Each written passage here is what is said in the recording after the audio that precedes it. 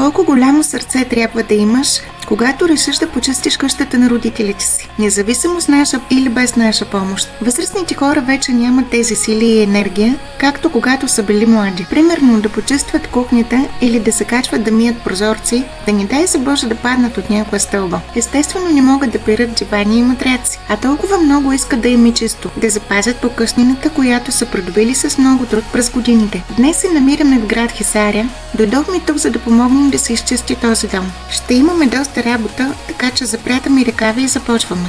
Започваме с обезмисляване на кухнята.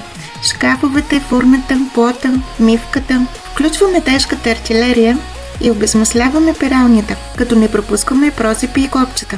Разбира се, правим дезинфекция с пара и на хладилника, а ето го и почистен.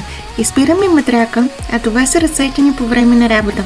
Но се заслужава, защото след няколко часа труд мивка, плотове, гръбче, микроволнова, керамичен плот, фурна, шкафчета отвътре, отвън, хладилник, обезпрашаване на секциите и под тях. Вратите, матрака е изпран, пода е почистен, банята е дезинфекцирана, фаянса блести, прозорците са измити, а предетите са изпрани, тераса почистена. Жасмин Найко Клин, искам да ви е чисто.